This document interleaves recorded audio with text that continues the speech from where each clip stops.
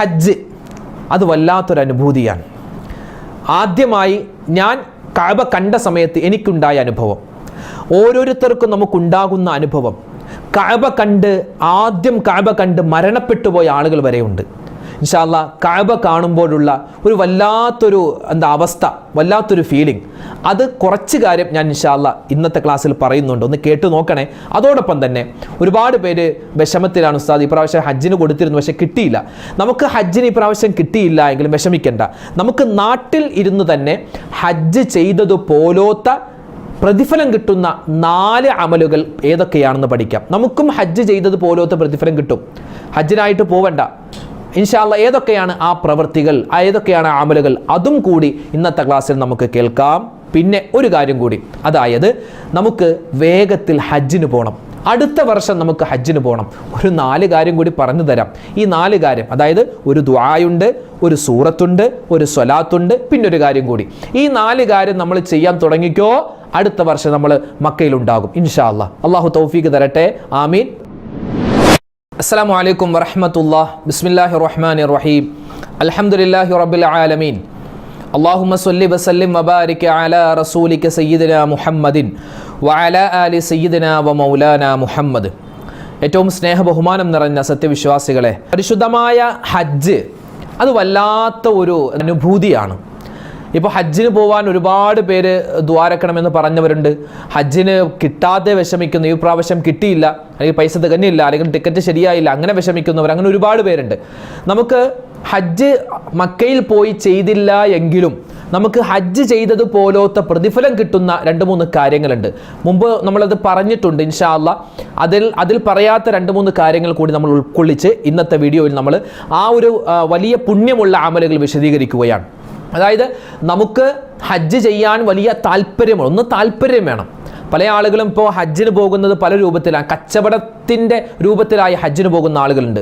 ഇപ്പോൾ സൗദിയിൽ ചെന്ന് കുറച്ച് ബിസിനസ് ചെയ്യണം, അപ്പോൾ ഈ പ്രാവശ്യം ഹജ്ജും കൂടി ചെയ്തേക്കാം, അങ്ങനെ വിചാരിച്ച് ഹജ്ജ് ചെയ്യുന്ന ആളുകളൊക്കെ ഉണ്ട്. അല്ലാഹു തആല കാക്കട്ടെ. അങ്ങനെയല്ല, ഹജ്ജ് എന്ന് പറഞ്ഞാൽ ഹജ്ജിനായി തന്നെ പോവലാണ്, ഹജ്ജിന് വേണ്ടി വളരെ ആഗ്രഹിച്ചിട്ട് പോവലാണ്. അല്ലാഹു തആല നമുക്ക് എല്ലാവർക്കും, നമ്മുടെ മനസ്സിന് ആഗ്രഹമുണ്ട്, ആഗ്രഹമില്ലാത്തവർക്ക് അല്ലാഹു ആഗ്രഹം കൊടുക്കുകയും ആഗ്രഹം തരുകയും ആ ആഗ്രഹത്തിൻ്റെ സഫലീകരണമായി ഇനി വരുന്ന വർഷം വേഗത്തിൽ നമുക്ക് ഹജ്ജ് ചെയ്യാൻ അല്ലാഹു തൗഫീഖ് തന്ന് അനുഗ്രഹിക്കട്ടെ, ആമീൻ യാ റബ്ബൽ ആലമീൻ. ഒരിക്കൽ മഹാനായ അബ്ദുല്ലാഹിബ്നു മുബാറക് റളിയല്ലാഹു അൻഹു, വർഷങ്ങൾക്ക് മുമ്പാണ്, അദ്ദേഹം ഹജ്ജ് ചെയ്യാൻ വേണ്ടി മക്കയിലെത്തി. അങ്ങനെ ഹജ്ജ് എല്ലാം കഴിഞ്ഞു, അൽഹംദുലില്ലാഹ്. അദ്ദേഹം ഹജ്ജ് കഴിഞ്ഞ് വീട്ടിലേക്ക് തിരിച്ചു പോകുന്നതിന് മുമ്പ് പരിശുദ്ധമായ മക്കത്തെ പള്ളിയിൽ ഇങ്ങനെ ദിക്റും തസ്ബീഹൊക്കെ പറഞ്ഞുകൊണ്ടിരിക്കുന്നതിൻ്റെ ഇടയിൽ അറിയാതെ ഒന്ന് ഉറങ്ങിപ്പോയി. ഉറങ്ങുന്ന സമയത്ത് അദ്ദേഹം ഒരു സ്വപ്നം കണ്ടു. എന്താ സ്വപ്നം? 2 മലക്കുകൾ ഇങ്ങനെ ഇറങ്ങി വരുന്നു. ഭൂമിയിലേക്ക് 2 മലക്കുകൾ ഇറങ്ങി വന്നിട്ട് ആ മലക്കുകൾ തമ്മിൽ ഇങ്ങനെ സംസാരിക്കുകയാണ്. എന്താ മലക്കുകൾ? ഒരു മലക്ക് മറ്റേ മലക്കിനോട് പറയുന്നു, നിനക്കറിയോ ഈ വർഷം 6 ലക്ഷത്തോളം ഹാജിമാർ ഹജ്ജ് ചെയ്തു. 6 ലക്ഷത്തോളം ഹാജിമാർ ഹജ്ജ് ചെയ്തു. ഈ 6 ലക്ഷം ഹാജിമാരിൽ ഒരൊറ്റ ഹാജിയുടെയും ഹജ്ജ് അല്ലാഹു സ്വീകരിച്ചിട്ടില്ല. ഒരൊറ്റ ഹാജിയുടെയും ഹജ്ജ് അല്ലാഹു തആല സ്വീകരിച്ചിട്ടില്ല. മറിച്ച് ഒരാളുടെ ഹജ്ജ് മാത്രമാണ് അല്ലാഹു തആല സ്വീകരിച്ചിട്ടുള്ളൂ, അല്ലാഹു കബൂലാക്കിയിട്ടുള്ളൂ. അതാരാണെന്നറിയോ? ഡമസ്കസ് എന്ന് പറയുന്ന സ്ഥലത്തുള്ള മുവഫിഖ് എന്ന് പറയുന്ന മനുഷ്യന്റെ ഹജ്ജിനെ മാത്രമേ അല്ലാഹു തആല സ്വീകരിച്ചിട്ടുള്ളൂ. പക്ഷേ അയാളാണെങ്കിലോ, അദ്ദേഹമാണെങ്കിൽ ഈ വർഷം ഹജ്ജും ചെയ്തിട്ടില്ല. അദ്ദേഹം ഹജ്ജ് ചെയ്തിട്ടില്ല, പക്ഷെ അദ്ദേഹത്തിൻ്റെ ഹജ്ജ് അല്ലാഹു സ്വീകരിച്ചു. അദ്ദേഹത്തിൻ്റെ ഹജ്ജ് സ്വീകരിച്ചതുകൊണ്ട് അല്ലാഹു തആല ബാക്കി 6 ലക്ഷം ആളുകളുടെയും ഹജ്ജിനെ കബൂലാക്കിയിട്ടുണ്ട്. ഈ ഒരു അത്ഭുത സംഭാഷണം, മലക്കുകൾക്കിടയിലുള്ള ഈ സംഭാഷണം കേട്ടിട്ട് മഹാനായ അബ്ദുല്ലാഹിബ്നു മുബാറക് റളിയല്ലാഹു തആല ഞെട്ടി എഴുന്നേറ്റു.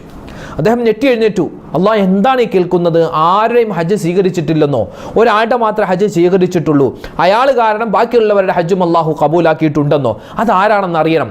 ഇദ്ദേഹം ഉടൻ തന്നെ ഡമസ്കസ് എന്ന് പറയുന്ന ആ രാജ്യത്തിലേക്ക് ഇങ്ങനെ യാത്രയാവുകയാണ്. യാത്ര ചെയ്തു. അവിടെ ചെന്ന് ആളുകളോട് ചോദിച്ചു, ഈ മുവഫിഖ് എന്ന് പറയുന്ന ആളുണ്ടോ? ചെന്ന് നോക്കുമ്പോൾ ഒരാളുണ്ട്, വളരെ കീറിയ, എന്താണ്, ഇനി തുന്നാനൊന്നുമില്ല എന്ന് പറയാം, അത്തരത്തിൽ ദാരിദ്ര്യത്തിൽ ജീവിക്കുന്ന, ചെരുപ്പ്, ആളുകളുടെ ചെരുപ്പിങ്ങനെ കീറിയ ചെരുപ്പ്, പൊട്ടിയ ചെരുപ്പൊക്കെ തുന്നി ജീവിക്കുന്ന, അതിൽ നിന്ന് കിട്ടുന്ന വരുമാനം കൊണ്ട് ജീവിക്കുന്ന ഒരു മനുഷ്യൻ, ഒരു ചെരുപ്പ് തുന്നിയായ ഒരു മനുഷ്യനെ കണ്ടു. ചോദിച്ചു, നിങ്ങളാണോ മുവഫിഖ്?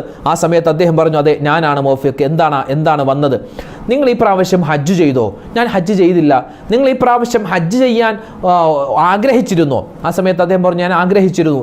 ഞാൻ ഒരുപാട് വർഷമായി ഈ ചെരുപ്പ് തുന്നി കിട്ടുന്ന പൈസയൊക്കെ ശേഖരിച്ച് 300 ദിർഹം ഞാൻ ഇതിങ്ങനെ കൂട്ടിവെച്ചിരുന്നു ഈ പ്രാവശ്യം ഹജ്ജിന് പോവാൻ. പക്ഷേ എനിക്ക് ഹജ്ജിന് പോവാൻ പറ്റിയില്ല. ചോദിച്ചു, എന്തുകൊണ്ട് നിങ്ങൾ ഹജ്ജിന് പോയില്ല? ആ സമയത്ത് ഈ മുവഫിഖ് എന്ന് പറയുന്ന മനുഷ്യൻ പറയുകയാണ്, എൻ്റെ ഭാര്യ ഗർഭിണിയായിരുന്നു. ഒരു ദിവസം ഞാനിങ്ങനെ വീട്ടിലിരിക്കുമ്പോൾ എൻ്റെ തൊട്ടടുത്തുള്ള വീട്ടിൽ നിന്നും ഇറച്ചിക്കറിയുടെ മണം വന്നു. അപ്പോൾ എൻ്റെ ഭാര്യ പറഞ്ഞു, അപ്പുറത്തെ വീട്ടിൽ നിന്നും കുറച്ച് ഇറച്ചിക്കറി നമുക്കും വാങ്ങിച്ചുകൊണ്ട് വരുമോ? എനിക്ക് നല്ല ആഗ്രഹമുണ്ട്. ആ മണം കേട്ടിട്ട് വലിയ ആഗ്രഹം തോന്നുന്നു. ആ സമയത്ത് ഞാൻ അപ്പുറത്തെ വീട്ടിലേക്ക് ചെന്നു. അവരോട് ഇങ്ങനെ പറഞ്ഞു, കുറച്ച് ഇറച്ചിക്കറി ഞങ്ങൾക്കും തരുമോ? ആ സമയത്ത് ആ വീട്ടിലുള്ള സ്ത്രീ, ആ വീട്ടിലുള്ള ഉമ്മ പറയുകയാണ്, ഈ ഇറച്ചിക്കറി നിങ്ങൾക്ക് തരൂല. കാരണം ഹലാലുല്ലനാ വ ഹറാമുൻ അലൈക്കും. ഇത് ഞങ്ങൾക്ക് കഴിക്കൽ ഹലാലാണ്, നിങ്ങൾക്ക് കഴിക്കൽ ഹറാമാണ്. ഇത് കേട്ട സമയത്ത് അദ്ദേഹത്തിന് ഭയങ്കര സങ്കടവും ദേഷ്യവും വന്നു. കാരണം അവർക്ക് കഴിക്കാം, നമുക്ക് കഴിക്കാൻ പാടില്ല. ഇതെന്താ? ആ സമയത്ത് ആ ഉമ്മ, ആ സഹോദരി പറയുകയാണ്, ഞങ്ങൾ ഭക്ഷണം കഴിച്ചിട്ട് 3 ദിവസമായി. എൻ്റെ ഭർത്താവ് മരണപ്പെട്ടു, ഞാൻ വിധവയാണ്. ആ ഉമ്മ പറയുകയാണ്, ആ സ്ത്രീ പറയുകയാണ്, എൻ്റെ ഭർത്താവ് മരണപ്പെട്ടിട്ട് ദിവസങ്ങളായി. ഭർത്താവിൻ്റെ മരണത്തിന് ശേഷം ഞങ്ങൾക്ക് ഇവിടെ കഴിക്കാനൊന്നുമില്ല. ഒരുപാട് ദിവസങ്ങളായി ഞങ്ങൾ ഭക്ഷണം കഴിച്ചിട്ട്. യത്തീമീങ്ങളായ എൻ്റെ കുട്ടികൾ നോക്കൂ, അവർ വിശന്ന് കരയുകയാണ്. അങ്ങനെ വിശപ്പ് സഹിക്കാനാവാതെ മരണത്തിൽ മുന്നിൽ കണ്ട സമയത്ത് ഞാൻ എൻ്റെ വീടിൻ്റെ വെളിയിലേക്ക് ഇറങ്ങി കുറച്ചങ്ങോട്ട് നടക്കുന്ന സമയത്ത് ഒരു കഴുത ചത്ത് കിടക്കുകയാണ്. ആ ചത്ത് കിടക്കുന്ന ശവം, അത് കഴിക്കാൻ പാടില്ല, അത് ഹറാമാണല്ലോ. പക്ഷേ അത് ഇനി ഒന്നും കഴിച്ചില്ല എങ്കിൽ എൻ്റെ മക്കൾ മരണപ്പെട്ടു പോകുമെന്ന അവസ്ഥയെത്തിയപ്പോൾ ആ ചത്ത് കിടക്കുന്ന ആ ശവത്തിൻ്റെ കുറച്ച് ഇറച്ചി ഞാൻ വെട്ടിയെടുത്ത് ഞാൻ എൻ്റെ മക്കൾക്ക് വിശപ്പടക്കാൻ കറി ഉണ്ടാക്കിയതാണ്. അത് ഞങ്ങൾക്ക് കഴിക്കൽ ഹലാലാണ്, നിങ്ങൾക്കത് ഹറാമാണെന്ന് ആ ഉമ്മ പറഞ്ഞ സമയത്ത്, ആ സ്ത്രീ പറഞ്ഞ സമയത്ത്, മഹാനായ ഈ മുവഫിഖ് എന്ന് പറയുന്ന ഈ മനുഷ്യൻ പൊട്ടിക്കരഞ്ഞുകൊണ്ട് തൻ്റെ വീട്ടിലേക്ക് ഓടി വന്നു. എന്നിട്ട് ഹജ്ജിന് പോവാൻ വെച്ചിരുന്ന 300 ദിർഹം അതെടുത്തു കൊണ്ടുപോയി ആ സഹോദരിയുടെ, ആ ഉമ്മയുടെ കയ്യിലേക്ക് കൊടുത്തിട്ട് പറയുകയാണ്, അംഫിക് അലാ ഇയാലിക്, നിങ്ങൾ ഈ പൈസ കൊണ്ട് നിങ്ങളുടെ കുടുംബത്തിന് വേണ്ട സാധനങ്ങൾ വാങ്ങുക, ഭക്ഷണ സാധനങ്ങൾ വാങ്ങുക. അല്ലാഹുവേ പടച്ചോൻ, എനിക്ക് നീ പുറത്തു തരണേ അല്ലാ. എൻ്റെ അയൽവാസികൾ ഇത്രമാത്രം പട്ടിണിയായിരുന്നു, ഇത്രമാത്രം വിഷമത്തിലായിരുന്നു എന്ന് ഞാൻ അറിഞ്ഞിരുന്നില്ല എന്ന് അദ്ദേഹം അവിടെ വെച്ച് ദുആ രക്കുന്നുണ്ട്. ഈ സംഭവം മഹാനായ അബ്ദുല്ലാഹി ഇബ്നു മുബാറക് റളിയല്ലാഹു തആല അൻഹുവിനോട് ഈ മുവഫിഖ് എന്ന് പറയുന്ന മനുഷ്യൻ പറഞ്ഞ സമയത്ത് മഹാനവറുകൾ പറയുകയാണ്, നിങ്ങൾക്ക് അല്ലാഹു തആല ഹജ്ജിൻ്റെ പ്രതിഫലം തരുന്നതാണ്. നിങ്ങൾക്ക് അല്ലാഹു ഹജ്ജ് പ്രതിഫലം തന്നിരിക്കുന്നു. നിങ്ങൾ കഅബ കണ്ടില്ല, നിങ്ങൾ തവാഫ് ചെയ്തില്ല, അറഫയിൽ വന്നില്ല, മുസ്ദലിഫയിൽ വന്നില്ല, ജംറയിൽ കല്ലെറിഞ്ഞില്ല. പക്ഷേ നിങ്ങൾ അതെല്ലാം ചെയ്തതുപോലെ വലിയ ഹജ്ജിന്റെ കൂലി അള്ളാഹു നിങ്ങൾക്ക് തരുന്നുണ്ട്. മാത്രമല്ല, നിങ്ങൾ കാരണം ഈ വർഷം ഹജ്ജ് ചെയ്ത 6 ലക്ഷത്തോളം ഹാജിമാരുടെ ഹജ്ജ് മുഴുവനും അള്ളാഹു തആല സ്വീകരിച്ചിരിക്കുകയാണ് എന്ന സന്തോഷ വാർത്ത മഹാനായ അബ്ദുല്ലാഹി ഇബ്നു മുബാറക് തങ്ങൾ ആ മനുഷ്യനോട് പറയുകയാണ്. എൻ്റെ ശബ്ദം കേൾക്കുന്ന ഉമ്മമാരെ, ഉപ്പമാരെ, നമുക്ക് ആദ്യമായി വേണ്ടത്, ഹജ്ജ് ചെയ്യാൻ നമുക്ക് ആഗ്രഹമുണ്ടോ? നമുക്ക് അല്ലാഹു തആല ആഗ്രഹം സഫലീകരിച്ചു തരും. ഇല്ലെങ്കിൽ അതുപോലത്തെ ഒരു പ്രതിഫലം തരും. ആദ്യമായി വേണ്ടത് അതിയായ ആഗ്രഹമാണ്. ആഗ്രഹം മനസ്സിലുണ്ടാവണം. മാത്രമല്ല, നല്ലതുപോലെ ദുആ ചെയ്യണം, നല്ലതുപോലെ ദുആ രക്കണം. അല്ലാഹുവേ, എനിക്ക് ഹജ്ജിന് നീ തൗഫീക്ക് തരണേ അല്ലാ. ഏതാണ് ഹജ്ജിന് തൗഫീക്ക് കിട്ടാനുള്ള ഒരു ദുആ? അല്ലാഹുമ്മ ർസുഖ്നാ ഹജ്ജ ബൈതികൽ ഹറം വസിയാറത റൗളതി നബിയിക മുസ്തഫ മുഹമ്മദിൻ സ്വല്ലല്ലാഹു അലൈഹി വസല്ലം. ഈ ദുആ നമ്മൾ അധികരിപ്പിക്കണേ. ഈ ദുആ നമ്മൾ എല്ലാ സമയത്തും ദുആ രക്കണേ. എന്തിനാണ്? ഹജ്ജിന് പോവാൻ, ഉംറക്ക് പോവാൻ, മദീന കാണാൻ ആഗ്രഹമുള്ള ഉമ്മ, ആഗ്രഹമുള്ള ഉപ്പമാരെ, ഈ ദുആ നമ്മളിങ്ങനെ പറയണേ. ഏതാണ് ആ ദുആ? അല്ലാഹുമ്മ ർസുഖ്നാ ഹജ്ജ ബൈതികൽ ഹറം വസിയാറത റൗളതി നബിയിക മുസ്തഫ മുഹമ്മദിൻ സ്വല്ലല്ലാഹു അലൈഹി വസല്ലം. അല്ലാഹുവേ, ഹജ്ജ് ചെയ്യാൻ നീ എനിക്ക് തൗഫീക്ക് തരണേ അല്ലാ. മുത്തായ റസൂലിന്റെ റൗള കാണാനുള്ള വിധി തരണേ അല്ലാ എന്നാണ് ആ ദുആഇന്റെ അർത്ഥം. ഒന്നാമതായി വേണ്ടത് ആ ദുആ ഓതലാണ്, ആ ദുആ പറയലാണ്. രണ്ടാമതായി ഒരു സൂറത്ത് ഞാൻ പറഞ്ഞു തരാം. സൂറത്തുൽ ഹശ്ർ. അല്ലേ? സൂറത്തുൽ ഹശർ, ഖുർആനിലെ അതിപ്രധാനപ്പെട്ട സൂറത്തുകളിൽ ഒന്നാണ് സൂറത്തുൽ ഹശർ. അതായത് ലൗ അൻസൽന എന്ന ആയത്ത് ഉള്ള സൂറത്താണ് സൂറത്തുൽ ഹശർ. ഏതെങ്കിലും ഒരു മനുഷ്യൻ മനസ്സിൽ എന്തെങ്കിലും നല്ല ഉദ്ദേശം കരുതിയിട്ട് ആ സൂറത്തുൽ ഹശർ ഓതി ദുആ ചെയ്താൽ അയാളുടെ എന്ത് ആഗ്രഹമാണെങ്കിലും അല്ലാഹു സഫലീകരിച്ച് തരുന്നതാണ്. അതുകൊണ്ട് സൂറത്തുൽ ഹശർ മറന്നു പോവണ്ട. അതോടൊപ്പം തന്നെ നമുക്ക് ഓതാൻ പറ്റിയ മറ്റൊരു സൂറത്താണ് സൂറത്തുൽ ഹജ്ജ്, അല്ലെ? സൂറത്തുൽ ഹജ്ജ് എന്ന് പറഞ്ഞാൽ ഹജ്ജുമായി ബന്ധപ്പെട്ട ഒരുപാട് കാര്യങ്ങൾ സംസാരിക്കുന്ന സൂറത്തുൽ ഹജ്ജ്. അപ്പോൾ ഇൻഷാ അല്ലാഹ് സൂറത്തുൽ ഹജ്ജ് ഓതിയാലും വലിയ പ്രതിഫലമാണ്. ഇവിടെ മഹത്തുക്കളായ പണ്ഡിതന്മാർ പറയുന്നതായി നമുക്ക് കാണാം. അതായത് അബൂ സുഊദ് എന്ന് പറയുന്ന ഒരു ഗ്രന്ഥത്തിൽ, കിതാബിൽ കാണുന്നു, മൻ ഖറഅ സൂറത്തുൽ ഹജ്ജി ഉഅതിയ മിനൽ അജ്രി കഹജ്ജത്തിൻ ഹജ്ജഹാ വ ഉംറത്തിൻ ഇഅ്തമറഹാ ബിഅദദി മൻ ഹജ്ജ വഅ്തമറ ഫീമാ മളാ വ ഫീമാ ബഖിയ. അതായത് ഒരാൾ ഹജ്ജിന് പോവാൻ ആഗ്രഹിച്ചുകൊണ്ട് സൂറത്തുൽ ഹജ്ജ് ഓതിയാൽ അള്ളാഹു അവൻ്റെ ആഗ്രഹം സഫലീകരിക്കുകയും അതുപോലെ തന്നെ ഇയാൾ ഹജ്ജിന് പോവാൻ ആഗ്രഹിച്ചിട്ട് ഈ സൂറത്തുൽ ഹജ്ജ് ഓതിക്കഴിഞ്ഞാൽ അയാൾക്ക് എന്ത് കിട്ടും? ഹജ്ജ് ചെയ്തത് പോലോത്തൊരു പ്രതിഫലം അള്ളാഹു തആല കൊടുക്കുമെന്നും നമുക്കതിൽ കാണാൻ പറ്റും. അപ്പോൾ ഇൻഷാ അല്ലാഹ് സൂറത്തുൽ ഹജ്ജ് ഓതിക്കോളി, അതുപോലെ സൂറത്തുൽ ഹശർ ഓതിക്കോളി. എന്താ നിയ്യത്ത്? എന്താണ്? വേറെ ഒന്നുമില്ല. എനിക്ക് അള്ളാഹുവെ ഹജ്ജിന് പോകണം, എനിക്ക് ഹജ്ജിന് പോകണം, നല്ല റാഹത്തായ ഹജ്ജ് ചെയ്യണം, അതുപോലെ ഉംറക്ക് പോകണം. അതൊക്കെ മനസ്സിൽ കരുതിയിട്ട് ഇൻഷാ അല്ലാഹ് ആ 2 സൂറത്തുകൾ ഓതാൻ പ്രത്യേകം ശ്രദ്ധിക്കുക. കഴിയുന്നത് പോലെ ഓതിയാൽ മതി. മൂന്നാമത്തേത് ഒരു സ്വലാത്താണ്. ഏതാണ് ആ സ്വലാത്ത്? നമുക്ക് എല്ലാവർക്കും അറിയാം. അദദു സ്വലാത്ത് എന്ന് പറയുന്ന സ്വലാത്തുണ്ട്. അല്ലാഹുമ്മ സ്വല്ലി അലാ സയ്യിദിനാ മുഹമ്മദിൻ വഅലാ ആലി സയ്യിദിനാ മുഹമ്മദ് അദദ മാ ഫീ ഇൽമില്ലാഹി സ്വലാത്തൻ ദായിമതൻ ബിദവാമി മുൽക്കില്ലാഹ്. അല്ലാഹുവേ, നിന്റെ അധികാരത്തിൽ എന്തെല്ലാം വസ്തുക്കളുണ്ടോ ആ വസ്തുക്കളുടെ എണ്ണത്തിനനുസരിച്ച് മുത്തായ റസൂലിനും അവിടുത്തെ കുടുംബത്തിനും അവിടുത്തെ അനുചരന്മാർക്കും എല്ലാവർക്കും നീ ഗുണവും രക്ഷയും സമാധാനവും കൊടുക്കണേ എന്ന ആ ഒരു സ്വലാത്ത് ആഗ്രഹ സഫലീകരണത്തിന് ചൊല്ലാൻ പറ്റിയ സ്വലാത്താണ്. നമുക്ക് കഅബ കാണാൻ ആഗ്രഹമുണ്ട്, ഹജ്ജ് ചെയ്യാൻ ആഗ്രഹമുണ്ട്, മദീനത്ത് പോവാൻ ആഗ്രഹമുണ്ട്, ഉംറ ചെയ്യാൻ ആഗ്രഹമുണ്ട്. ഈ സ്വലാത്ത് ചൊല്ലിയിട്ട് നമ്മളൊന്ന് ദുആ അരക്കണേ. അല്ലാഹുമ്മ സ്വല്ലി അലാ സയ്യിദിനാ മുഹമ്മദിൻ വഅലാ ആലി സയ്യിദിനാ മുഹമ്മദിൻ അദദ മാ ഫീ ഇൽമില്ലാഹി സ്വലാത്തൻ ദായിമതൻ ബിദവാമി മുൽക്കില്ലാഹ്. അതുകൊണ്ട് ഈ ഒരു സ്വലാത്ത് മറന്നു പോവണ്ട. പിന്നെയോ സ്വതക്ക ചെയ്യുക. നമ്മളിപ്പോൾ പറഞ്ഞല്ലോ അബ്ദുല്ലാഹി ബിൻ മുബാറക് റളിയല്ലാഹു അൻഹുവിന്റെ ആ ചരിത്രം നമ്മൾ പറഞ്ഞല്ലോ. അപ്പോൾ ആ പാവപ്പെട്ട ആൾക്ക് ഇദ്ദേഹം, ആ മുവഫിഖ് എന്ന് പറയുന്ന മനുഷ്യൻ സ്വതക്ക കൊടുത്തപ്പോൾ എന്തായി? ഹജ്ജിന്റെ ചെയ്ത പോലത്തെ കൂലി കിട്ടി. അപ്പോൾ മനസ്സിൽ നമ്മൾ എന്ത് ചെയ്യുക? മനസ്സിൽ കരുതിയിട്ട് നമ്മുടെ സ്വതക്ക കൊടുക്കുന്ന സമയത്ത് മനസ്സിൽ കരുതി, പഠിച്ചോനെ എനിക്കിത് ഹജ്ജിന് പോകാൻ തൗഫീഖ് കിട്ടാൻ വേണ്ടി ഞാനിത് ആ സ്വതക്ക കൊടുക്കുന്നു. അങ്ങനെ സ്വതക്ക കൊടുക്കുമ്പോൾ ഹജ്ജ് ചെയ്യണം, അതുപോലെ ഉംറ ചെയ്യണം, മക്കത്ത് പോകണം, മദീനത്ത് പോകണം. ആ ഒരു നിയ്യത്തിൽ നമ്മൾ എന്ത് ചെയ്യുക? സ്വതക്ക കൊടുക്കുക. ഇൻഷാ അല്ലാഹ് അല്ലാഹു തആല തൗഫീഖ് തന്ന് അനുഗ്രഹിക്കുമാറാവട്ടെ. പരിപാവനമായ കഅബ, ആ കഅബയൊക്കെ കാണുമ്പോൾ നമ്മൾ നേരെ ജിദ്ദ എയർപോർട്ടിൽ ഇറങ്ങുന്ന സമയത്ത് തന്നെ നമുക്ക് വല്ലാത്തൊരു ഫീലിംഗ് ആണ്. മക്ക ഉൾപ്പെടുന്ന, മദീന ഉൾപ്പെടുന്ന ആ രാജ്യത്താണല്ലോ എത്തിയിട്ടുള്ളത്, അല്ലേ? നമ്മൾ വേറെ ഒരു പ്രവാസ ജീവിതം നയിക്കാൻ വേണ്ടി വന്നതല്ല, നമ്മൾ ഹറം കാണാൻ വേണ്ടി വന്നതാ. ലക്ഷക്കണക്കിന് പ്രവാചകന്മാരും ലക്ഷക്കണക്കിന് വരുന്ന ഔലിയാക്കന്മാരും സ്വാലിഹീങ്ങളും അവരൊക്കെ ആ കൽപാദം വെച്ച ആ പുണ്യമായ മണ്ണിലേക്ക് നമ്മളും ചെല്ലുകയാണ്. അതിന് തൗഫീഖ് കിട്ടി, അല്ലേ? ആ പരിശുദ്ധമായ കഅബ, ആ കഅബ കാണാൻ, അതുപോലെ തന്നെ ആ കഅബ തവാഫ് ചെയ്യാൻ, ഹജ്ജ് ചെയ്യാൻ, ഉംറ ചെയ്യാൻ നമ്മൾ ചെല്ലുന്ന ആ അവസരം, അത് വല്ലാത്തൊരു ഫീലിംഗ് ആണ്. നമ്മൾ നേരെ ഫ്ലൈറ്റ് ഇറങ്ങി നമ്മൾ ബസ്സിൽ കയറി നേരെ പോവുകയാണ്. പോകുമ്പോൾ ഹറമിൻ്റെ അടുത്തുകൂടിയൊക്കെ ഇങ്ങനെ ബസ്സിന് പോകുമ്പോൾ സമയത്ത് അവിടെ ഇങ്ങനെ ഖിറാഅത്ത് കേൾക്കാം. ആ ഖിറാഅത്ത്, അതായത് ഹറമിൽ ഇമാമുമാർ ഓതുന്ന ഖിറാഅത്ത് അവിടെ ഇങ്ങനെ വെച്ചിട്ടുണ്ടാകും. അതിങ്ങനെ കേൾക്കുമ്പോൾ നമ്മൾ ഇത്രയും നാൾ ഈ ടി വിയിലും അതുപോലെ തന്നെ ഫോണിലൊക്കെ കണ്ടത് നേരിട്ട് കാണുമ്പോഴുള്ള ഒരു വല്ലാത്തൊരു ഫീലിംഗ് ഉണ്ട്. അല്ലാഹു പഠിച്ചു ഞങ്ങൾക്ക് ഇനിയും പോകാൻ തൗഫീഖ് തരണേ അല്ലാ. അവിടെ ചെന്നിട്ട് നമ്മൾ റൂമിൽ ചെല്ലുന്നു, നമ്മൾ ഒന്ന് ഫ്രഷ് ആകുന്നു, നേരെ നമ്മൾ ഉംറയ്ക്ക് വേണ്ടി പോവുക. അങ്ങനെയാണ് സാധാരണ ഉംറയ്ക്ക് പോകുന്ന ആളുകളൊക്കെ അങ്ങനെയാണല്ലോ. നേരെ റൂമിലേക്ക് ചെല്ലുന്നു, നമ്മൾ ലഗേജൊക്കെ വെച്ചിട്ട് നേരെ നമ്മൾ പോവുകയാണ്. ഞാൻ ഉംറയ്ക്ക് പോയ സമയത്തുള്ള ആ അനുഭവം ഞാൻ പറയാം.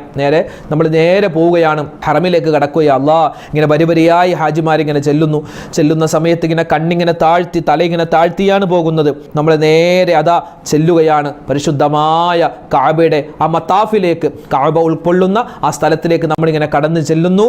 എന്നിട്ട് ഇങ്ങനെ പതിയെ നമ്മൾ കണ്ണിങ്ങനെ തല ഉയർത്തി കണ്ണിങ്ങനെ തുറക്കുമ്പോൾ അല്ലാ, ഇത് ഇതുവരെ ഞാൻ എൻ്റെ ഫോട്ടോയിലും ഞാൻ എൻ്റെ ഫോണിലും മാത്രം കണ്ടിരുന്ന പരിശുദ്ധമായ കഅബ, അതാ കഅബ നേരിട്ട് കാണുകയാണ്. വല്ലാത്തൊരു അനുഭൂതിയാണ്. അത് അവിടെ ചെന്ന് നമ്മൾ അനുഭവിക്കണം. അവിടെ ചെന്ന് അനുഭവിക്കാം. അല്ലാഹു തആല അത് അനുഭവിക്കാൻ നമുക്ക് തൗഫീഖ് തരട്ടെ. അവിടെ ചെന്നിങ്ങനെ ആ കഅബയെ നോക്കുന്ന സമയത്ത് നമുക്ക് കണ്ണെടുക്കാൻ എത്രയോ ആളുകളാണെന്നറിയോ ആ കഅബയെ ആദ്യമായി കണ്ടിട്ട് ആ ഒരു ഷോക്കിൽ മരണപ്പെട്ട എത്രയോ ആളുകളുണ്ട്. ഞാൻ മുമ്പ് പറഞ്ഞിട്ടുണ്ട്, തമിഴ്നാട്ടിൽ നിന്നും ഒരു കാജാബായി എന്ന് പറയുന്ന വളരെ വയസ്സായ കാലിന് സ്വാധീനമില്ലാത്തൊരു മനുഷ്യൻ, എന്താ പറയുക, അദ്ദേഹത്തിന് ഒരു ബുദ്ധിയേ ഉണ്ടായിരുന്നുള്ളൂ. അദ്ദേഹം ഇങ്ങനെ കഅബ ആദ്യമായി കണ്ടിട്ട് ഇങ്ങനെ നോക്കി നിന്ന് നേരെ സുജൂദിൽ പോയി മരിച്ച ഒരു ചരിത്രമുണ്ട്. ഞാൻ മുമ്പ് പറഞ്ഞിട്ടുണ്ട് അതൊരു വീഡിയോയിൽ.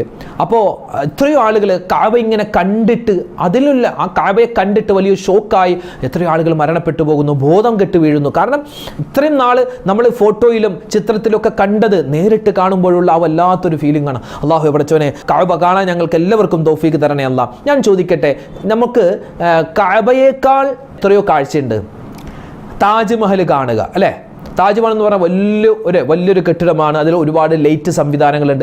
പക്ഷെ കഅബയിൽ അങ്ങനെ ഒരു വലിയ ലൈറ്റ് ഒരു കറുത്ത തുണി വെച്ച് പുതച്ച ഒരു കെട്ടിടമാണ് കഅബ.